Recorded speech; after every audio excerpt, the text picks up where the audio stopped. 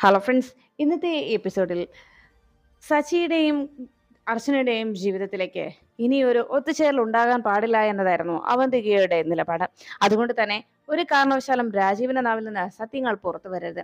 എങ്ങനെയും രാജീവിന്റെ നാവ് ബന്ധിക്കണം. അതിനുവേണ്ട കാര്യങ്ങൾ എന്താണ് ചെയ്യേണ്ടതെന്നതിനെ കുറിച്ച് അവന്തിക തലപുകഞ്ഞ് ആലോചിക്കുന്നു. അപ്പോഴാണ് രാജീവിനെ കുറിച്ചുള്ള കാര്യങ്ങൾ, രാജീവിനെ ശ്രദ്ധിക്കുകയോ രാജീവിനെ ശുശ്രൂഷിക്കുകയോ പോലും ചെയ്യാൻ കഴിയാതെ തന്റെ കടമകൾ നിർവഹിക്കാതെ ഒഴിഞ്ഞു മാറാനുള്ള ശ്രമമായിരുന്നു ശിശിരയുടെ ഭാഗത്തു നിന്നുണ്ടാവുന്നത്. അർച്ചന രാജീവിനെ ദേഹം സ്പോഞ്ച് ബാത്ത് ചെയ്യുന്നതിന് വേണ്ടി വെള്ളം ചൂടാക്കുന്നത് കണ്ട് അരികിലേക്ക് എത്തിയ ശോഭ ചോദിച്ചു, മോളെന്തിനാ ഇപ്പൊ വെള്ളം ഇങ്ങനെ ചൂടാക്കിയതെന്ന്. കാര്യം പറഞ്ഞതും അർച്ചനയോട് ശോഭ ചോദിച്ചു, എന്നാൽ പിന്നെ നടന്നത് തന്നെയാ. ദാ അവിടെ ശിശിരയുണ്ടല്ലോ, അവള് ക്ഷേത്രത്തിൽ പോകാനായിട്ട് റെഡിയായി നിൽക്കുക. അപ്പൊ പിന്നെ അവൾ ഇത് ചെയ്യുമെന്ന് എനിക്ക് തോന്നുന്നില്ല. മോള് വെറുതെ വെള്ളം ചൂടാക്കിയത് കഷ്ടം എന്ന് പറഞ്ഞപ്പോ അർച്ചന പറഞ്ഞു, ആര് പറഞ്ഞു? ഞാനത് ശിശിരേച്ചിയോട് നേരത്തെ പറഞ്ഞ കാര്യമാണല്ലോ. ശിശിരേച്ചി അത് ചെയ്യാതെ എന്തായാലും പോകുന്നില്ല. ശിശിരേച്ചി ചെയ്തിട്ട് വേണമെങ്കിൽ ക്ഷേത്രത്തിൽ പൊക്കോട്ടെ, അത് ഞാൻ സംസാരിച്ചോളാം എന്ന് പറഞ്ഞ് വേഗം തന്നെ അർച്ചന വെള്ളവുമായിട്ട് ഹാളിലേക്ക് എത്തി. അപ്പോഴേക്കും ശിശിര ക്ഷേത്രത്തിൽ പോകാൻ റെഡിയായി പുറത്തേക്ക് വരുന്ന കണ്ടതും അർച്ചന ചോദിച്ചു, ശിശിരേച്ചി എങ്ങോട്ടാ പോകുന്നത്?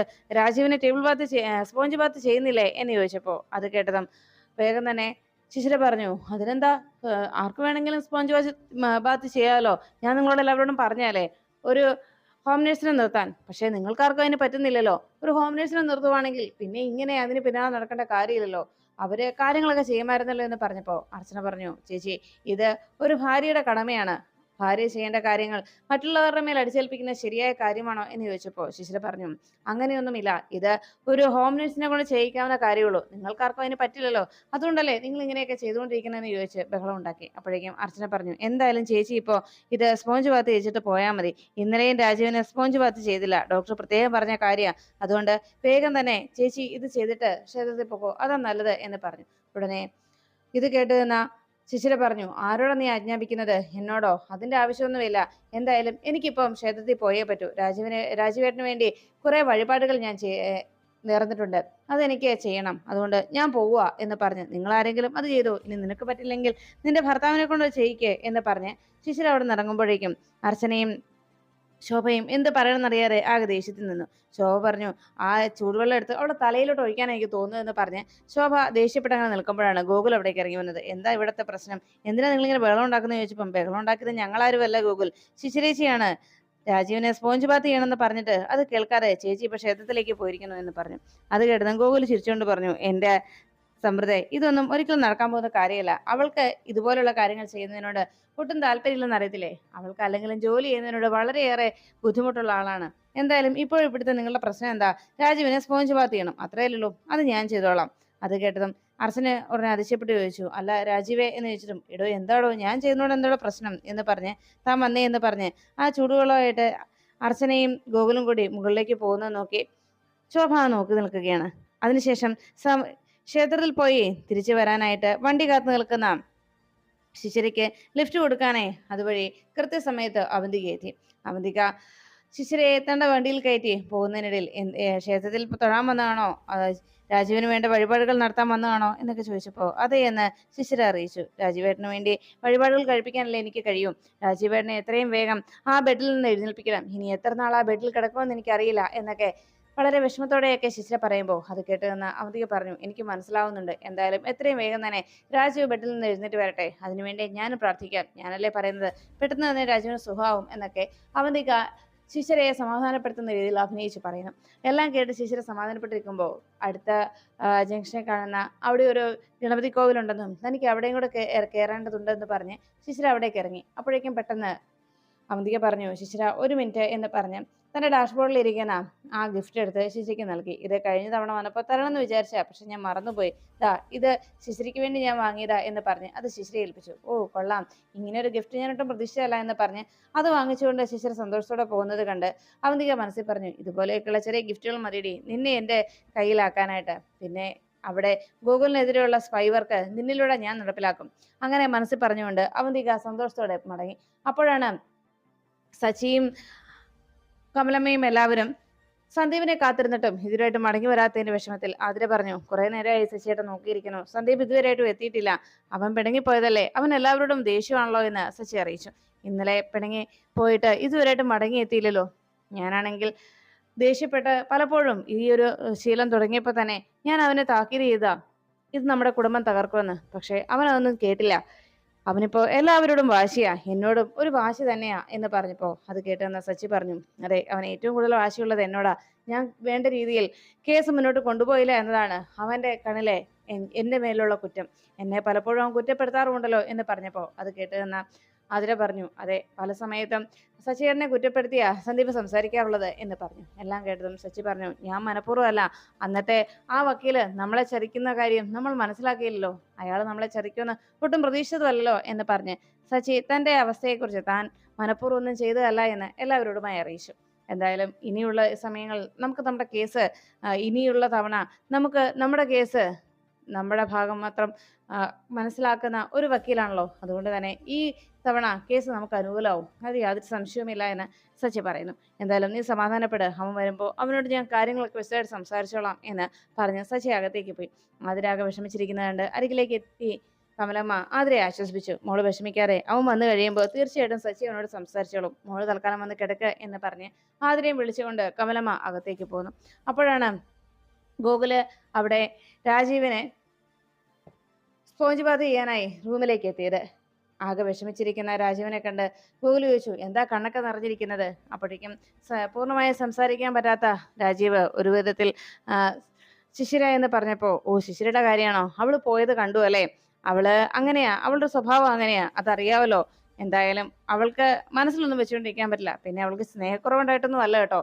ഇതുപോലെയുള്ള ജോലികൾ ചെയ്യാൻ അവൾക്ക് ഭയങ്കര മടിയാ. അവൾക്ക് പണ്ടേ അങ്ങനെയാണ് അവളുടെ സ്വഭാവം. ഒന്നുമല്ലെങ്കിലും അവൾ എന്റെ അനുജത്തിയല്ലേ, അളിയന്റെ ഭാര്യയായിട്ട് കുറച്ച് നാളായുള്ളൂ. അവളുടെ സ്വഭാവം എനിക്ക് നന്നായിട്ട് അറിയത്തില്ലേ, അവളെന്റെ സഹോദരിയല്ലേ, അതുകൊണ്ട് അതൊന്നും അളിയൻ കാര്യമാക്കേണ്ടതില്ല. അങ്ങനെ പറഞ്ഞപ്പോഴേക്കും അർച്ചന അവിടേക്ക് എത്തി. ഉടനെ എന്തു പറ്റി രണ്ടുപേരും തമ്മിൽ ഇങ്ങനെ വിഷമിച്ചിരിക്കുന്നതെന്ന് ചോദിച്ചപ്പോൾ രാജീവിന്റെ സങ്കടം കണ്ടിട്ട് ഗൂഗിൾ പറഞ്ഞു, അതെ, ശിശിര രാജീവിന് വേണ്ടി ഒന്നും ചെയ്യാതിരുന്നതിന്റെ വിശ്രമത്തിലാണ് ആള്. അല്ലെങ്കിലും ശിശിരയുടെ സ്വഭാവം അങ്ങനെയാണെന്ന് ഞാൻ പറയുകയായിരുന്നു. എന്തെങ്കിലും ഒരു കാര്യം അവൾ ഈ വീട്ടിലേക്ക് വേണ്ടി ഒന്നും ചെയ്യാറില്ല. അവൾക്ക് എപ്പോഴും ഫോണിൽ കുത്തി നടക്കണം, കറങ്ങി നടക്കണം, അങ്ങനെയൊക്കെയുള്ള ചിന്തയാ. ജോലി ചെയ്യുക എന്നത് പോലും അവളെ സംബന്ധിച്ച് വലിയൊരു പെടാപ്പാട് തന്നെയാണ്. അതുകൊണ്ട് അതൊന്നും കാര്യമാക്കണ്ട രാജീവ്. എന്തായാലും രാജീവിന്റെ കാര്യം ഞാൻ നോക്കിക്കൊള്ളാമല്ലോ എന്ന് പറഞ്ഞ് രാജീവിന്റെ ദേഹം മുഴുവൻ ആ സ്പോഞ്ച് വെള്ളത്തിൽ പതിയെ മുക്കി ദേഹമെല്ലാം ആ ടവൽ വെച്ച് തുടയ്ക്കുന്നത് കണ്ടപ്പോൾ രാജീവ് ചൂടെടുക്കുന്നുണ്ടോ എന്നൊക്കെ ഗോകുൽ വളരെ കെയർ ചെയ്ത് തന്നെ ചെയ്തു.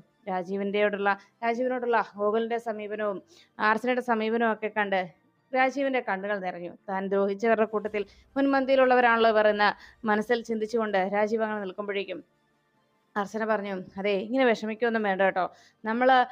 നമ്മളെ യഥാർത്ഥത്തിൽ സ്നേഹിക്കുന്നവരാരാണെന്നും നമ്മുടെ യഥാർത്ഥ മിത്രങ്ങളും യഥാർത്ഥ ശത്രുക്കളും ആരൊക്കെയാണെന്നും ഇതുപോലൊരു വീഴ്ച വരുന്ന സമയത്താണ് നമ്മൾ തിരിച്ചറിയുക. അപ്പോഴേ നമുക്ക് മനസ്സിലാക്കാൻ കഴിയൂ. അതുകൊണ്ട് രാജീവ് അതൊന്നും ഓർത്ത് വിഷമിക്കണ്ട എന്ന് പറഞ്ഞ് അർച്ചന രാജീവിനെ ആശ്വസിപ്പിച്ചുകൊണ്ടിരിക്കുമ്പോൾ ഗോകുല് പറഞ്ഞു, അതെ, താനൊരു കാര്യം ചെയ്യേ, ഞങ്ങളുടെ ഈ മൂടൊക്കെ മാറാനായിട്ടേ താൻ ഒരു ഗ്ലാസ് ചായ ഇട്ടുകൊണ്ട് വന്നേ. അതെ, താൻ സാധാരണ ചായ അല്ല കേട്ടോ, തൻ്റെ ആ സ്പെഷ്യൽ ചായ 2 ഗ്ലാസ് ഇങ്ങി പോരട്ടെ, അപ്പൊ ഈ പ്രശ്നമൊക്കെ അങ്ങ് മാറി നല്ല ഉഷാറാകും എന്ന് പറഞ്ഞു. ശരി, അങ്ങനെ തന്നെ ആയിക്കോട്ടെ എന്ന് പറഞ്ഞ് അർച്ചന ചായ ഇടാനേ നേരെ കിച്ചണിലേക്ക് പോയി. അപ്പോഴാണ് സച്ചിയും ആരതി വർമ്മയുമായിട്ട് നേരെ കോടതിയിലേക്ക് എത്തിയത്. അവിടെ കോടതിയിലെ ആരതി ഇറക്കിയതിന് ശേഷം സച്ചി പോകാൻ തുടങ്ങുമ്പോൾ വൈകുന്നേര സമയത്ത് ഞാൻ ഇവിടെ വന്നാൽ മതിയല്ലോ അല്ലേ എന്ന് ചോദിച്ചപ്പോൾ, മതി, കോർട്ട് കഴിയുമ്പോഴേക്കും സച്ചി ഇവിടെ ഉണ്ടാവുമല്ലോ എന്ന് ചോദിച്ചു. തീർച്ചയായിട്ടും ഉണ്ടാവും വക്കീലെ എന്ന് പറഞ്ഞ് സച്ചി വണ്ടി എടുക്കാൻ തുടങ്ങിയപ്പോഴേക്കും ഉടനെ ആരതി പറഞ്ഞു, സച്ചി 1 മിനിറ്റ്. ഉടനെ സച്ചി വേഗം വണ്ടിയിൽ നിന്ന് ഇറങ്ങി ആരതിയുടെ അരികിലേക്ക് ഇരുന്നു. എന്താ വക്കീലെ എന്ന് ചോദിച്ചപ്പോൾ ആരതി പറഞ്ഞു, വക്കീലെ, സച്ചി, ഒരു കാര്യം എനിക്ക് പറയാനുണ്ട്. എനിക്ക് ഇന്ന് വൈകുന്നേരം അത്യാവശ്യമായിട്ട് കൊല്ലം വരെ ഒന്ന് പോകേണ്ടതായിട്ടുണ്ട്. സച്ചി കൂടി എൻ്റെ ഒപ്പം വരികയാണെങ്കിൽ അതെനിക്കൊരു കൂട്ടാവും. സച്ചിയോടൊപ്പം എനിക്ക് പോകുന്നതിലും ബുദ്ധിമുട്ടില്ല. മറ്റാരെങ്കിലും കൂടെ കൊണ്ടുപോകാൻ എനിക്ക് താല്പര്യമില്ലാത്തതുകൊണ്ടാണ്. മാത്രമല്ല ഒരു ദിവസം ചിലപ്പോൾ അവിടെ സ്റ്റേ ചെയ്യേണ്ടി വരും, ഒരു കേസിന്റെ കാര്യത്തിനാണ് എന്ന് പറഞ്ഞപ്പോൾ സച്ചി പറഞ്ഞു, അതിനെന്താ, നമുക്ക് പോകാൻ വക്കീലേ. അല്ല, എൻ്റെ കൂടെ വരുന്നതിന് വക്കീലിന് എന്തെങ്കിലും ബുദ്ധിമുട്ടുണ്ടോ എന്ന് ചോദിച്ചപ്പോൾ സച്ചിയോട് ആരതി പറഞ്ഞു, ഏയ്, എന്ത് ബുദ്ധിമുട്ട്? സച്ചിയോടൊപ്പം ഏത് പാതിരാത്രിയിൽ വരുന്നതിനും എനിക്കൊരു പ്രശ്നവുമില്ല. കാരണം എനിക്കറിയാം സച്ചിയുടെ മനസ്സ് മുഴുവൻ അർച്ചനയെക്കുറിച്ചുള്ള ഓർമ്മകൾ മാത്രമേ ഉള്ളൂ എന്ന്. സത്യത്തിൽ സച്ചിയുടെ സ്ഥാനത്ത് മറ്റേതൊരു പുരുഷനാണെങ്കിലും ഭാര്യയോ അല്ലെങ്കിൽ കാമുകിയോ ആരോ ആയിക്കോട്ടെ, അവർക്ക് പ്രിയപ്പെട്ട ഏത് സ്ത്രീ ജന്മമാണെങ്കിലും അവരെ ഒരു പരിധി വരെ അവർ ഓർക്കും. അതിനുശേഷം 1-2 മാസം അതിലപ്പുറത്തേക്ക് അവരുടെ കാത്തിരിപ്പ് നീളില്ല. അവർ പിന്നെ അവരെ തന്നെ എന്നേക്കുമായി മറന്ന് അവർ പുതിയ ജീവിതം തേടിപ്പോവും. എന്നാൽ ആ സ്ഥാനത്ത് ഞാൻ കണ്ട ഒരു വ്യത്യസ്തനായ ഒരാളാണ് സച്ചി. സച്ചി ഇപ്പോഴും തന്റെ അർച്ചനയെക്കുറിച്ച് മാത്രമാണ് ചിന്തിക്കുന്നത്. സച്ചിയുടെ അടുത്തേക്ക് ഏതൊരു പെണ്ണും അമിതമായ സ്വാതന്ത്ര്യം എടുത്താൽ സച്ചിയോട് ഒരു ലിമിറ്റിനപ്പുറത്തേക്ക് അവർ സ്വാതന്ത്ര്യം എടുക്കുന്നുവെന്ന് സച്ചിക്ക് തോന്നിയാൽ സച്ചി അവിടെ വെച്ച് അവരുമായിട്ടുള്ള സൗഹൃദം സ്റ്റോപ്പ് ചെയ്യും. അതെനിക്ക് കൃത്യമായി അറിയാം. അതുകൊണ്ട് തന്നെ സച്ചിയുടെ ഭാഗത്തു നിന്ന് ഒരു മോശമായ ഇടപെടലും ഉണ്ടാവില്ലെന്നും എനിക്ക് ഉറപ്പുണ്ട്.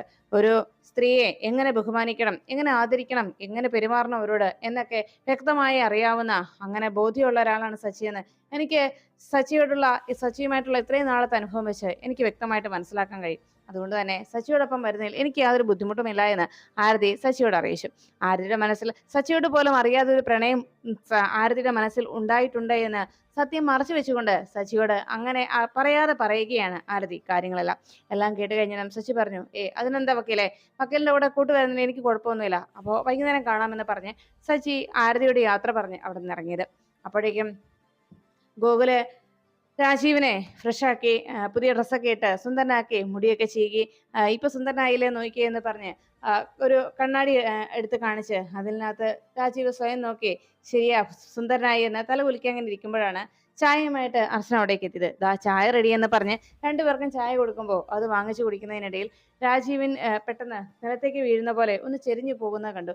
വേഗം ഓടി വന്ന് അർച്ചനയും ഗോകുലും കൂടി രാജീവിനെ താങ്ങി നിർത്തി. എന്നിട്ട് അയ്യോ ഇതെന്താ ഇങ്ങനെ കാണിച്ചത്, ഇങ്ങനെ മിടുക്കനായിട്ടിരിക്കണേ എന്ന് പറഞ്ഞ് രാജീവിനുള്ള ചായ ഗോകുൽ തന്നെ രാജീവിനെ കുടിപ്പിക്കണം. ഇത് കുടിക്കുന്നതിനിടയിൽ രാജീവിന്റെ മനസ്സ് ചിന്തിച്ചു, ഞാൻ എത്രത്തോളം ദ്രോഹം ചെയ്ത രണ്ടുപേരെയും.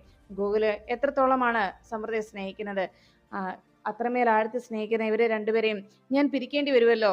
സത്യങ്ങൾ എനിക്ക് പറയേണ്ടി വരുന്ന സാഹചര്യത്തിൽ ഇവരെ രണ്ടുപേരെയും എനിക്ക് പിരിക്കേണ്ടി വരുമല്ലോ എന്നോർത്ത് രാജീവ് ആകെ വിഷമിച്ചു. പെട്ടെന്ന് രാജീവ് മനസ്സിൽ പറഞ്ഞു, ഇല്ല, സത്യങ്ങൾ ഇനി അഥവാ പുറത്തു വരുന്ന സാഹചര്യം വന്നാൽ ഒരിക്കലും എന്റെ നാവിൽ നിന്ന് അങ്ങനെ ഒരു സാഹചര്യം ഉണ്ടാവില്ല. ഇവരെ രണ്ടുപേരെയും ഞാനായിട്ട് ഒരിക്കലും പിരിക്കില്ല. ഇവരെന്നും ഒന്നിച്ച് ജീവിക്കണം. അവരങ്ങനെ തന്നെ ജീവിക്കട്ടെ. ഇവരുടെ സന്തോഷം ഞാനായിട്ട് ഒരിക്കലും ഇല്ലാതാക്കില്ല എന്ന് രാജീവ് മനസ്സിൽ തീരുമാനത്തിലെത്തി. അങ്ങനെ രാജീവ് ചായ കുടിച്ചങ്ങനെ ഇരിക്കുമ്പോഴേക്കും ശിശിര തിരിച്ച് ക്ഷേത്ര ദർശനമൊക്കെ കഴിഞ്ഞ് മടങ്ങി വീട്ടിലേക്ക് എത്തി. പിന്നീട് രാജീവിന് വന്ന് ചന്ദനമൊക്കെ ഇട്ടുകൊടുത്ത് രാജീവിനോട് താൻ ക്ഷേത്രത്തിൽ പോയ വിശേഷങ്ങളും അവന്തികയെ കണ്ട കാര്യവും അവന്തിക തനിക്ക് തന്ന ഗിഫ്റ്റിനെ കുറിച്ചുമൊക്കെ വളരെ വാചാലയായി സംസാരിക്കുമ്പോൾ രാജീവ് അവന്തിക തന്റെ മേൽ പിടിമുറുക്കാനായി ശിശിരയെ കയ്യിലെടുത്ത് തുടങ്ങിയല്ലോ എന്ന സത്യം രാജീവ് വേദനയോടെ തിരിച്ചറിഞ്ഞു. പിറ്റേന്ന് രാവിലെ അപ്രതീക്ഷിതമായിട്ട് രാജീവിനെ കാണുവാനായിട്ട് ഒരു അതിഥി എത്തുകയാണ്. അർച്ചന വാതിൽ തുറന്നതും കോളിംഗ് ബെൽ അടിക്കുന്ന ശബ്ദം കേട്ട് വാതിൽ തുറന്ന അർച്ചന അതിശയപ്പെട്ടു. തന്റെ പുതിയ സുഹൃത്ത്, താനിപ്പോൾ ഏറ്റവും കൂടുതൽ അടുപ്പം കാണിക്കുന്ന തന്റെ ഒരു സുഹൃത്തായി താൻ കരുതിയിരിക്കുന്ന അവന്തികയാണ് പുഞ്ചിരിച്ചുകൊണ്ട് മുന്നിൽ നിൽക്കുന്നത്. അർച്ചന തന്റെ ഏറ്റവും വലിയ ബദ്ധശത്രുവായിരുന്ന അവന്തികയോട് ഇപ്പോൾ ഒരു സൗഹൃദം സ്ഥാപിച്ച ആ സാഹചര്യത്തിൽ അവന്തിക അർച്ചനയെ കയ്യിലെടുക്കുന്ന മാക്സിമം ശ്രമവും നടത്തുകയായിരുന്നു. അങ്ങനെ ചിരിച്ചുകൊണ്ട് അകത്തേക്ക് കയറി വന്ന അവന്തികയെ വളരെ സ്നേഹത്തോടെ അർച്ചന സ്വീകരിച്ചു. അപ്പോഴാണ് രാജീവിനെ കുറിച്ച് അന്വേഷിച്ചത്. രാജീവ് റൂമിലുണ്ടെന്നും രാജീവിനെ കാണാമെന്നും പറഞ്ഞ് അർച്ചന രാജീവിന്റെ അരികിലേക്ക് അവന്തികയെ കൂട്ടിക്കൊണ്ടു പോന്നു. രാജീവിനെ കാണാനായിട്ട് ഒരു അതിഥി വന്നിട്ടുണ്ട് കേട്ടോ എന്ന് പറഞ്ഞ് അവന്തികയോട് അവിടെ ഇരുന്ന് സംസാരിച്ചോളാം എന്നറിയിച്ച് നിങ്ങൾക്ക് ചായ എടുത്തോണ്ട് വരാമെന്ന് പറഞ്ഞ് അർച്ചന വേഗം ചായ എടുക്കാനായി താഴേക്ക് പോകുമ്പോൾ അവന്തിക രാജീവിനെ നേരെ തിരിഞ്ഞു. രാജീവ്, ഞാൻ വന്നത് എന്തിനാണ് തനിക്കറിയാവല്ലോ. ഒരു കാര്യം എനിക്ക് പറയാനുണ്ട്. രാജീവിന് എല്ലാ സത്യങ്ങളും അറിയാവല്ലോ. ഇപ്പൊ ഇവിടെ നിന്ന് പോയത് അർച്ചനയാണെന്ന്. അതുകൊണ്ട് തന്നെ ഇനി രാജീവിന് സംസാരശേഷി തിരിച്ചു കിട്ടിയാൽ ഇത് അർച്ചനയാണെന്നും അവളുടെ ബദ്ധശത്രു ഞാനായിരുന്നു എന്നുള്ള കാര്യങ്ങളൊന്നും തന്നെ രാജീവിന്റെ നാവിൽ നിന്ന് പുറത്തു വരാൻ പാടില്ല. അങ്ങനെ രാജീവിന്റെ നാവിൽ നിന്ന് സത്യങ്ങൾ പുറത്തു വന്നാൽ പിന്നെ ഈ കിടപ്പിൽ തന്നെ രാജീവിനെ ഞാൻ തന്നെ അങ്ങ് തീർത്തു കളയും. അത് ഞാൻ പ്രത്യേകിച്ച് പറയണ്ടല്ലോ. അപ്പോ അതെപ്പോഴും ഓർമ്മയിൽ ഉണ്ടാവുന്നത് നന്നായിരിക്കുമെന്ന് അവന്തിക രാജീവിനെ ഭീഷണിപ്പെടുത്തുമ്പോഴേക്കും അർച്ചന ചായയുമായി അവിടേക്ക് എത്തി. സന്തോഷത്തോടെ അവന്തികയ്ക്ക് ചായ കൊടുക്കുന്ന അർച്ചനയെയും അവന്തികയെയും മാറി മാറി ഭയത്തോടെ നോക്കി നിൽക്കുകയാണ് രാജീവ്.